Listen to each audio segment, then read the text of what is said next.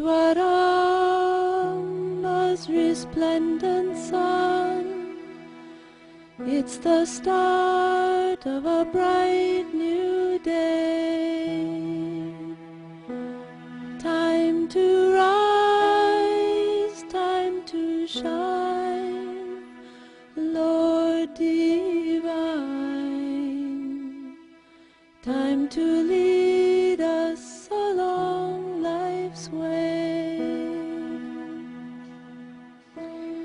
Awake, Lord of Buddha party. Awake, O Lord, over all mankind.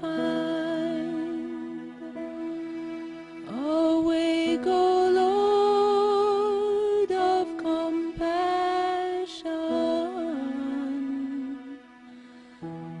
That the world good fortune may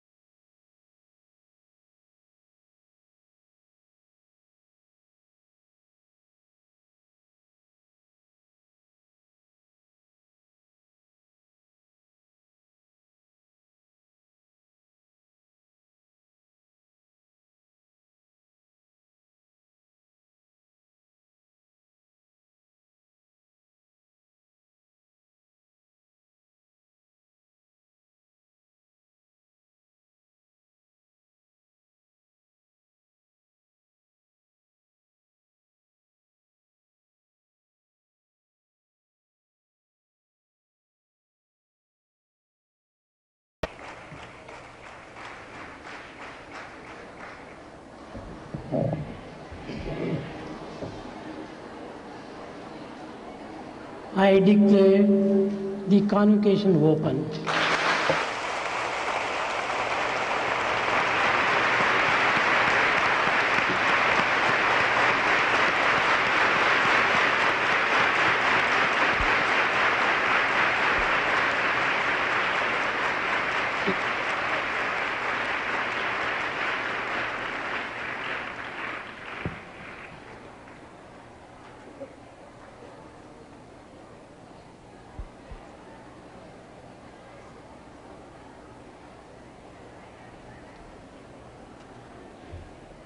Most revered Chancellor, Dr. Chitti Babu, the guest of honor at this, the 15th convocation, distinguished guests, members of the Central Trust, the governing body and the Academic Council, graduates of the year, staff and students, and others assembled here. On behalf of the Sri Sathya Sai Institute of Higher Learning, I extend to all of you a most cordial and warm welcome. Today is the most important day of the year for our institute, for on this day we lovingly offer to our motherland several hundred graduates nursed with Satya, Dharma and Shanti, graduates who have blossomed in the sunshine of Prema, graduates who we believe and expect will serve the nation with dedication and patriotism. Our guest of honor this evening is Dr. S.V. Chitti Babu, an eminent scholar and educationist of international repute, as also an active member of the Boy Scouts movement. Indeed, Dr. Chitti Babu's achievements are diverse and versatile, too numerous to be enumerated within the limited time at my disposal. Let me therefore only mention that he has served with distinction as the Vice Chancellor of two prestigious universities, the Madurai Kamaraj University and the Annamalai University, and subsequently as the Vice Chairman of the Tamil Nadu Council for Higher Education. Historian, literary scholar, orator, broadcaster, and a prolific writer, he is equally at home in English as well as in Tamil. I should not forget to add that he has also served several terms on the governing body of our institute and is currently a sitting member. To you, sir, I extend a very special welcome. It is customary on an occasion like this for the Vice Chancellor to report on the developments and the accomplishments of the past year. There are many things our institute could legitimately be proud of, but given the constraints of time, I shall have to be somewhat selective. Some background is necessary to have a proper frame of reference for evaluating our achievements. A university's normal function is to provide education, and our institute is no exception to this rule. Where we differ is in that we hold, as our founder has declared, that education is for life and not merely for making a living. As Vivekananda once remarked, education should be imparted in such a manner as to train the mind and not merely stuff the brain with facts.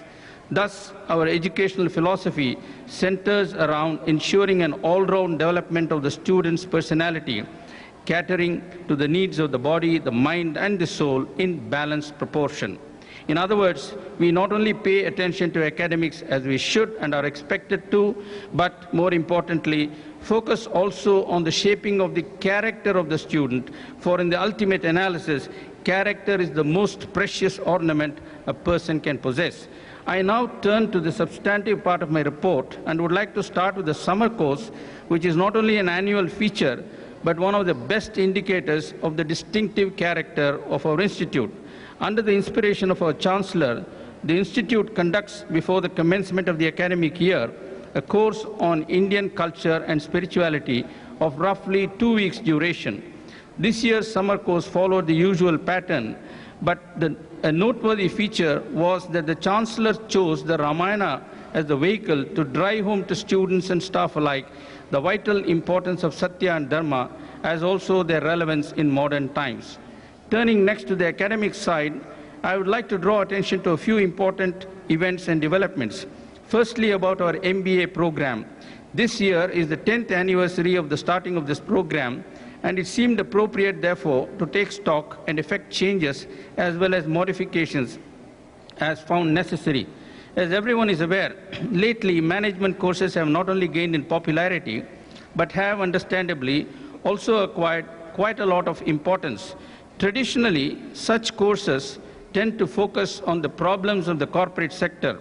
The course offered in our institute does not so restrict itself, and this year a concerted effort was made to include in the curriculum aspects related to the nation's problems, particularly those connected with rural development.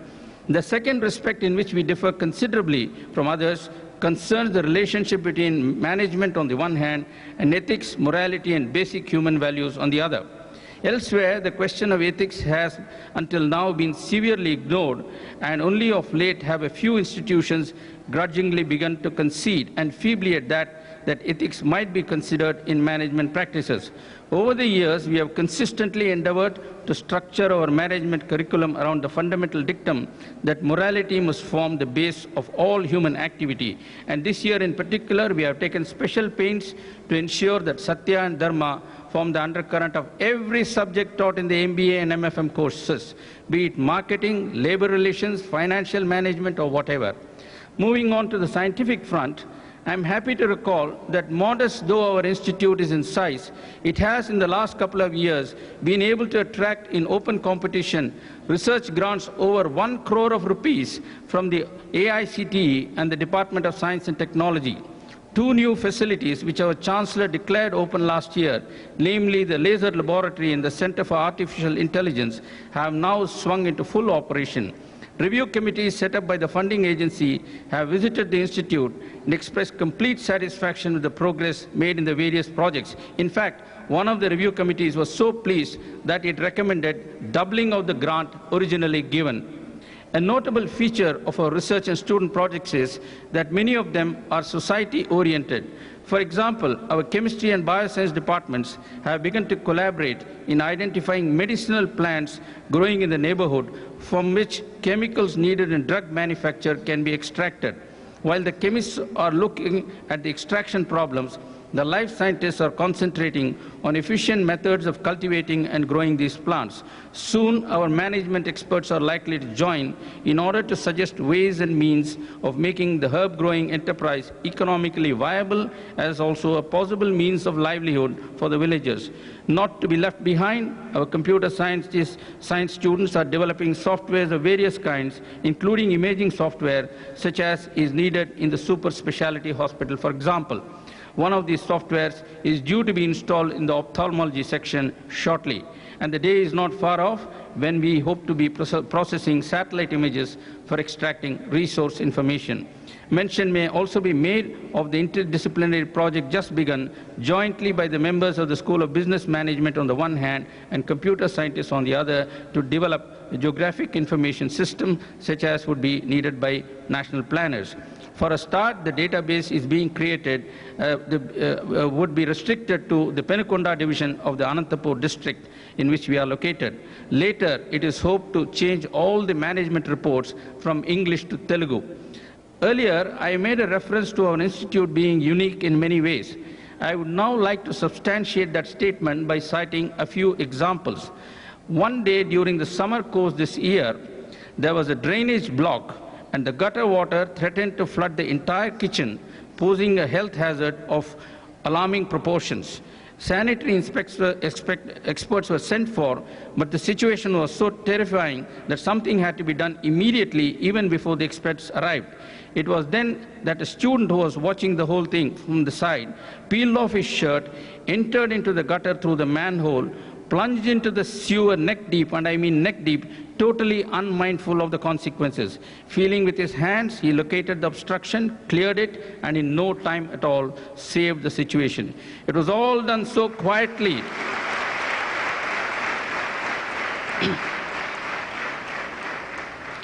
It was all done so quietly and without any fanfare, as if it were a routine occurrence, that hardly anyone knew about the major crisis that had been averted.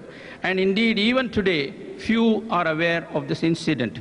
In case you feel that this was an unusual display of the spirit of sacrifice by an unusually motivated student, let me mention that since the establishment of the super specialty hospital 5 years ago, over 1,300 of our students have donated blood. This is This is the score at the beginning of this month and includes contributions from all our 3 campuses. Let me add that had our Anantapur and Brindavan students been able to contribute as frequently as our Prasanthi Nilayam students had the opportunity to do, the figure would easily have been double the number I have quoted. I should not forget to mention that as many as 50 of our former students are serving in various capacities in the Sri Sathya Sai Institute of Higher Medical Sciences. Needless to say that all these workers, particularly those with the MBA degrees, have voluntarily foregone lucrative job offers which they could easily have commanded outside. There is hardly any need for me to point out that it is the spirit of sacrifice which they imbibed as students of our institute which induced them to make such a career choice. The example I have cited is no flash in the pan, and a large number of our students, wherever they are closely associated with the Seva activities carried on by the Sri Sathya Sai Seva organization in their part of the world. I am happy to say that our girl students deserve particular mention in this context. Honorable Chief Guest, Sir, and ladies and gentlemen, 15 years ago, this institute was founded so as to be distinctive and to serve the nation in a very special and unique manner. Looking back, I think we have done reasonably well. Thanks to our emphasis on all-round development, our students can climb steep rocks and carry out daredevil acts during sports, perform like professionals in orchestras conducted by international maestros, chant the Vedas as sonorously as the Vedic Pandits sing, dance, organize breathtaking cultural pageants, do social service, and of course, do well in studies also. Need I say that all this has been possible only because of the towering and matchless inspiration provided by our most revered Chancellor,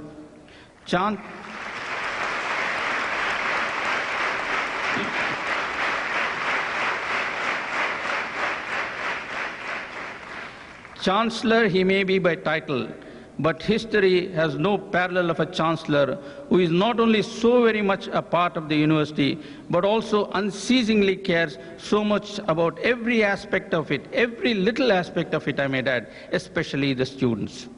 There is a widespread doubt today whether the motto of our nation, namely Satyameva Jayate, is valid and holds in practice. While others may entertain such doubts, I can assert without fear of contradiction that where our students are concerned, they not only believe that truth alone triumphs, but can also be depended upon to uphold Satya and Dharma under the most trying of circumstances. This, you will appreciate, is no accident, for Satya is the very heart of Sri Sathya Sai Institute of Higher Learning. Once again, I extend to all of you a most cordial welcome. Thank you.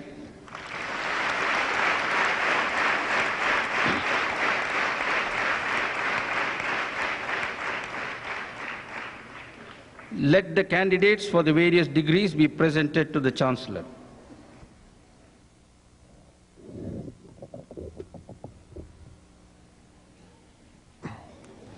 Sir, I beg to present to you the candidates named in the list for the degrees of Bachelor of Arts, Bachelor of Science Honours, Bachelor of Home Science, Bachelor of Commerce, Bachelor of Education, Master of Arts, Master of Science, Master of Home Science, Master of Business Administration, Master of Financial Management, Master of Technology in Computer Science, and Doctor of Philosophy. They have been examined and found qualified for the said degrees, to which I pray they may be admitted.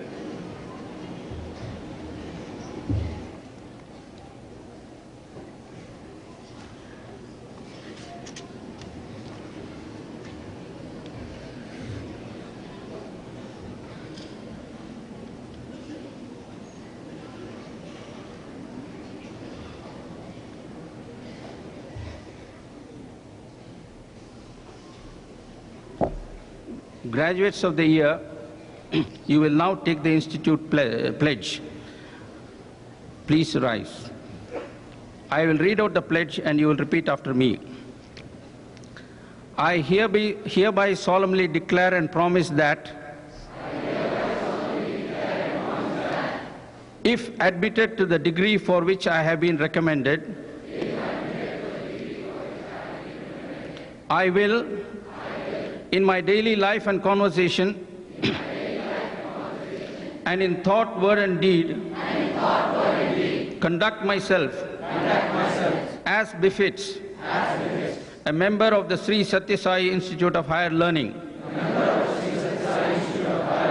that I will, to the utmost of my capacity and opportunity, support the cause of sound learning, humanity, morality, and spirituality, and that, as far as lies in me, I shall uphold and advance the social and indeed the all-round welfare of my countrymen and fellow men.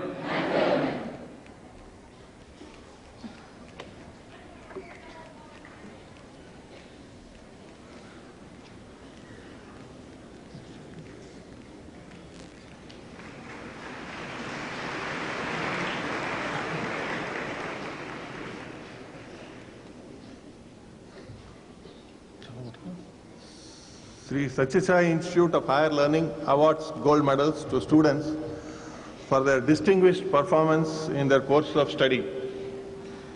When the names of gold medalists are read out, they will proceed to the dais and receive the gold medals from the revered Chancellor. The gold medals for excellence in various subjects of specialization are awarded to the following students. Sri Ahmad Ansari Gold Medal is awarded to Sri Rahul Namesh Nangre for distinction in BA.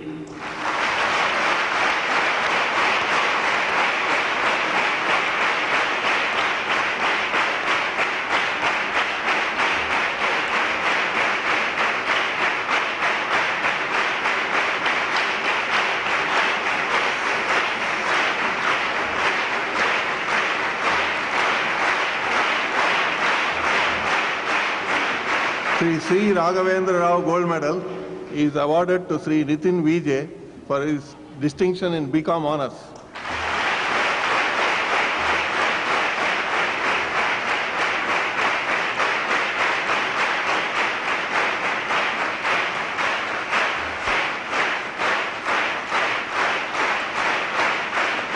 Professor N. Kasturi Gold Medal is awarded to Sri Sridhar T.R. for distinction in BSc Honours in Mathematics.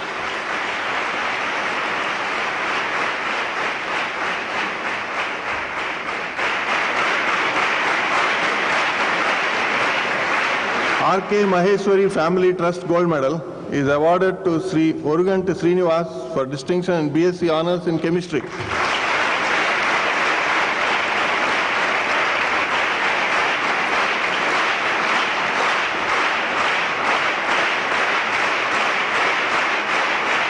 Sri Sathya Sai Arts and Science College Bhopal Gold Medal is awarded to Sri Vishnuvardhan K for distinction in BSc Honours Physics.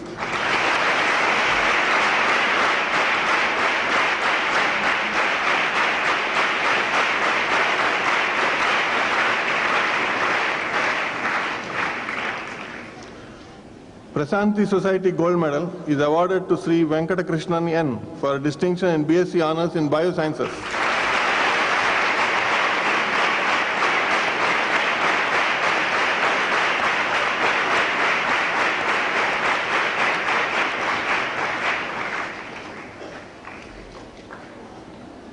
Sri Burgula Ramakrishna Rao Gold Medal is awarded to Sri Nallajarla L.S. Murthy for distinction in MSc Mathematics.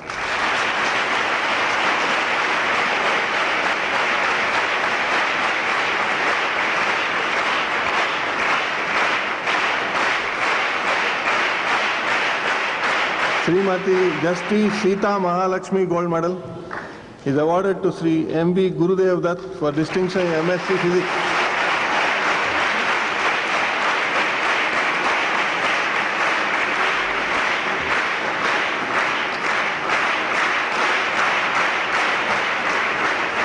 Balaji Educational Trust Gold Medal is awarded to Sri Sripada Lakshmi Nath for distinction in MSc Chemistry.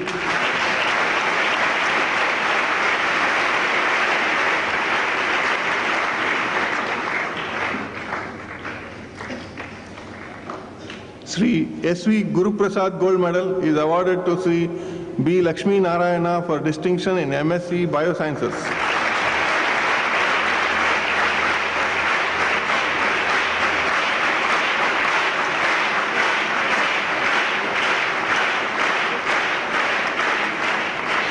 Srimati V. Kunimalu Kovilamma Gold Medal is awarded to Sri Harish K. for distinction in MBA.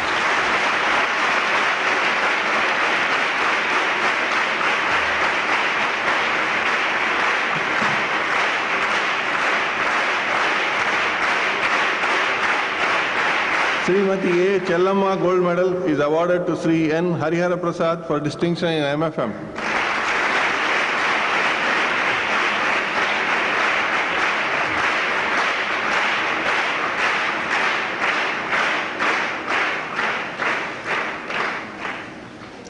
The President of India, Dr. Shankar Dayal Sharma Gold Medal is awarded to Sri M.V. Sai Krishna Chowdhury for distinction in M.Tech in Computer Science.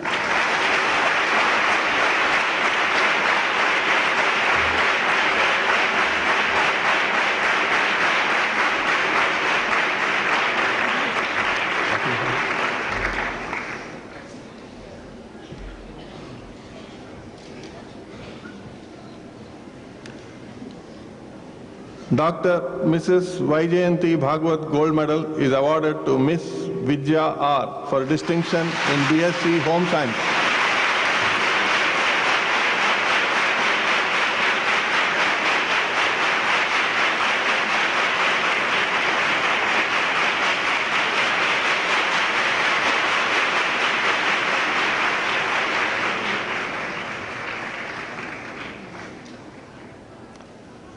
Dr. S.C. Chatterjee Gold Medal is awarded to Miss Madhirala Srivani for distinction in BSc Honours in Botany.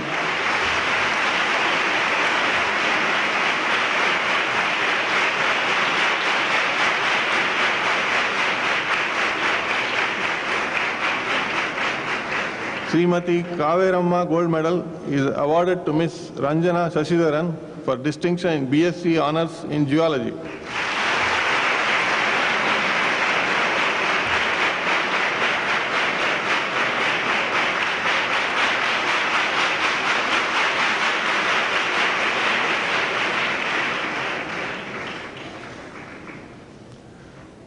Srimati Sarada Gokak Gold Medal is awarded to Miss C. Meena Lakshmi for distinction in MSc Home Science.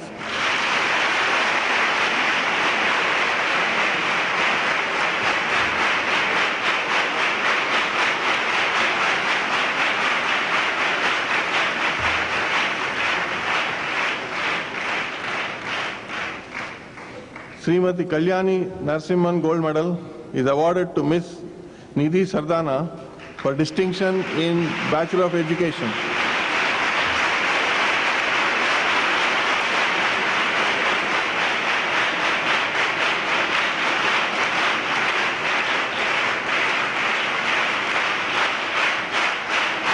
Srimati Vishwamal Saraf Gold Medal is awarded to Miss Suman Raghubir Singh Negi for distinction in Bachelor of Education.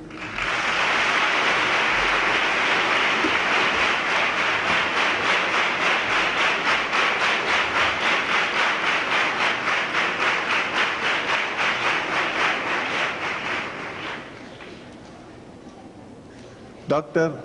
K.V. Srinivasan, Department of Biosciences, is awarded Doctorate of Philosophy for his thesis on a study on birds of Brindavan and its environs with special reference to their nesting habits, seasonality, and nest site requirements.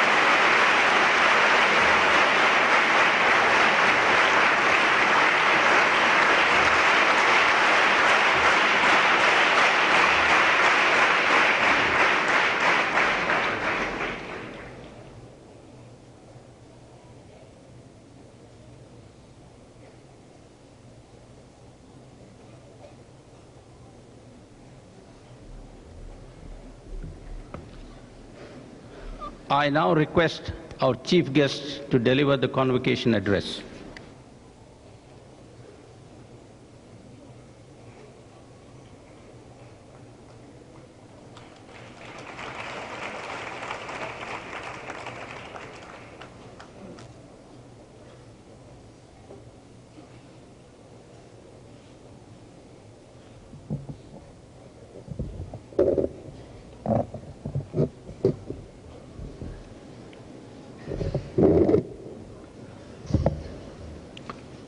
ஓம் ஸ்ரீ சாய்ராம். உலகம் யாவையும் தாமுளவாக்கலும் நிலைபெறுத்தலும் நீக்கலும் நீங்களா அழகிலா விளையாட்டு உடையார் அவர் தலைவர் அன்னவருக்கே சரண் நாங்களே.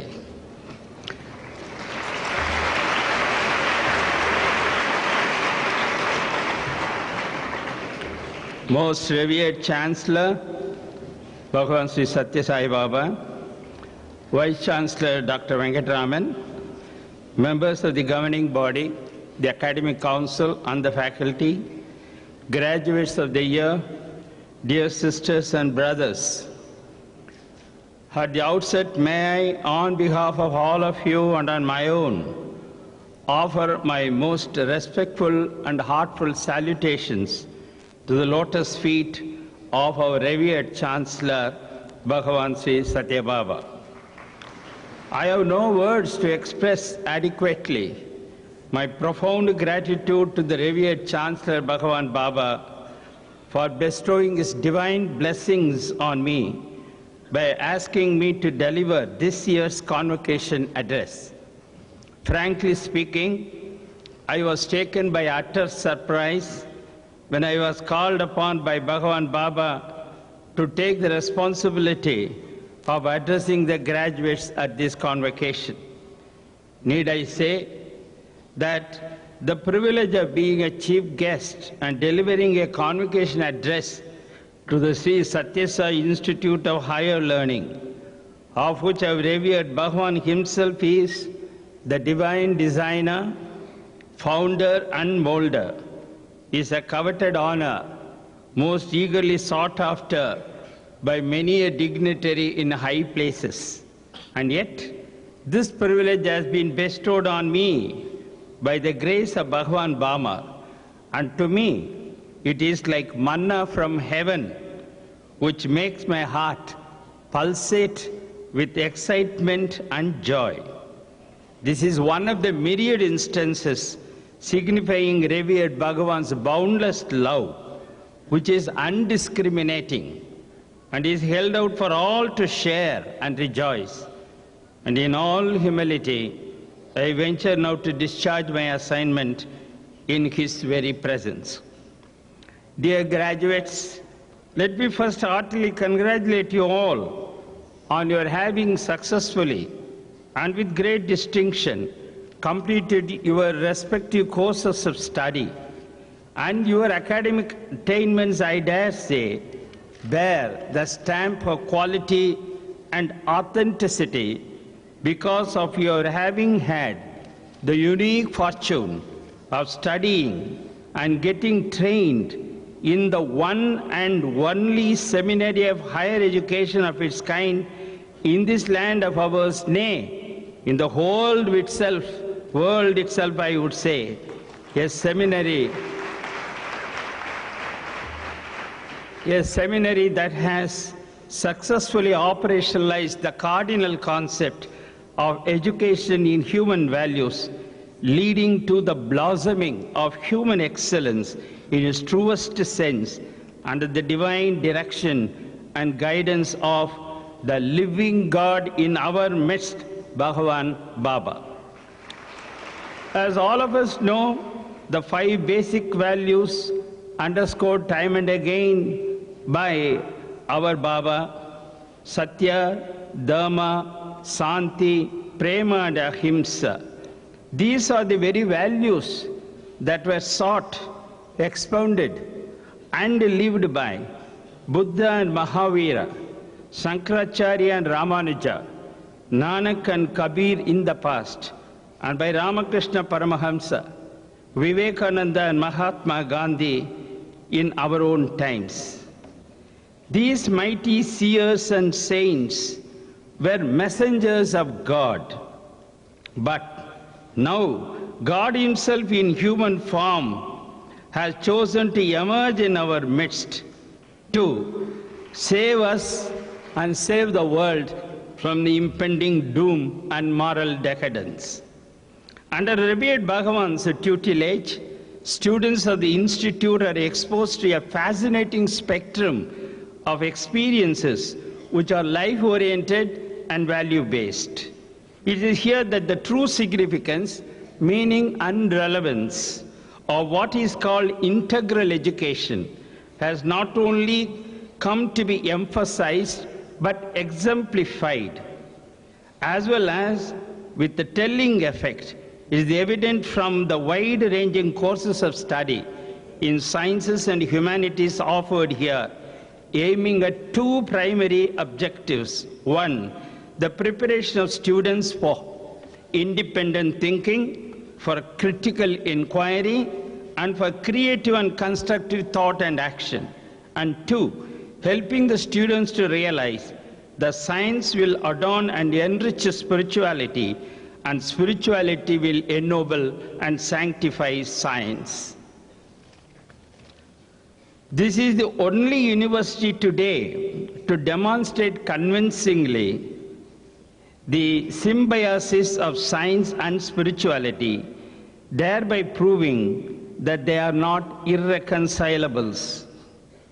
No wonder Prasanthi Nilayam has now become the mecca for educationists and scientists, statesmen and leaders of thought and action to visit and learn the supreme art of building bridges between intellect and intuition, between science and spirituality.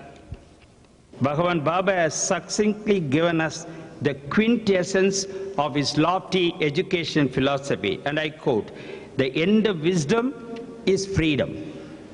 The end of knowledge is love. The end of culture is perfection. The end of education is character." My young friends, sisters and brothers, one word more and I will have done.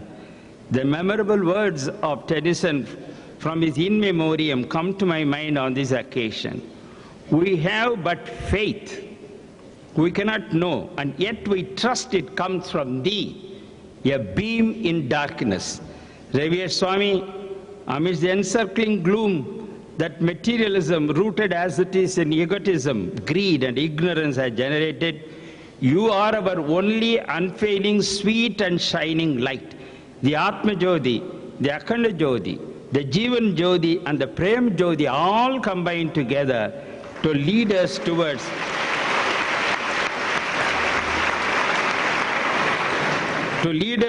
our liberation from the stranglehold of anarchy, corruption, disgust, dismay and helplessness. May a new awakening come into our hearts and make us steadfast and faithful to your ideals and down-to-earth ideas for the resurrection of what he himself has called Atma Vidya. On the eve of Revered Bhagavan, on the eve of your 71st birthday, which marks yet another luminous landmark in the onward march of the great Sai movement, we pray unto thee, strike at the root of penury in our hearts. Give us the strength lightly to bear our joys and sorrows. Give us the strength never to disown the poor, nor bend our knees before the insolence of might.